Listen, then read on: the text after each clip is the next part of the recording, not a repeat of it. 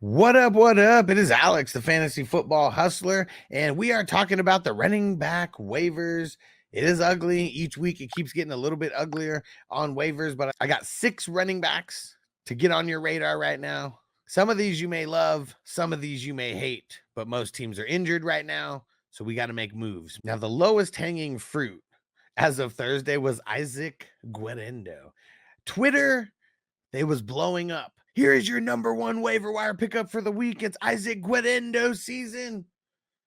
He was 10 for 99. Nobody even got those points. He didn't get into the end zone. So I just wanted to make fun of the people who completely jumped out of the window for Guerendo because they said Mason might not even miss any time. If you have Mason, go do your due diligence, go pick him up. But I just wanted to make fun of all those goofy analysts who are like, Guerendo to the moon. He's going to be a top 5 running back now that there's no CMC and there's no Mason. But they said Mason might not even miss any time. It's a sprained AC, and it said it's more about pain management than anything. So do your due diligence, but don't be one of those goofy people who are like, Guerendo to the moon. He has not been that good yet. Let's pump the brakes. Now, here's going to be the Sunday flavor of the week. Sean Tucker from the Tampa Bay Bucks. He killed it. Destroyed the game. 136 yards on 14 attempts. The thing that's crazy is he only played 38% of the snaps. They gave him a decent amount of work. He had 17 total touches because he did have 3 receptions for 56 yards and had 2 big-ass touchdowns as well. 34 total points. Came out of nowhere. Unless you play in the best ball, there's no chance in hell that you got these points. So I would really not chase these points, but if Rachaad White misses any more time, I bet it's a little bit more of a 50-50 split now between Sean Tucker and Bucky. Either way, the Bucks, they have been good a lot of times, and defenses are usually looking to take out their wide receivers versus like their running backs that nobody's really worried about at all. So yeah, they came into a bunch of points. Bucky and Sean Tucker did this week. So yeah, if he's available, pick him up. Still might not start him, but you got to be picking up guys like this every week. As we mosey on down the road, it does get a little uglier. Damien Pierce, a guy who is only 6% rostered. I feel like for depth, he's going to be decent.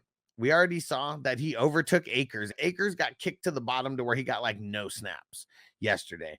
Goomba got around 27% of the snaps. Mixon got all the rest. It's always going to be Mixon, but they got to still mix in a Damien Pierce and a Goomba Wale. And you saw that Damien Pierce was the guy who was going to get more touches. He had that long run for the touchdown, and he's probably going to be the number 2 as long as he's healthy. He's been hurt for a while, and he's been bad for a while, but now that they got Mixon, he's going to be a decent change of pace guy for your deeper leagues. Now, I never really want to talk about the Raiders running backs. Alexander Mattison, just throwing it out there because he's 51% rostered. The work's not going to be that good. He needs a touchdown. It's really just him getting enough of the receptions to keep his floor somewhat high.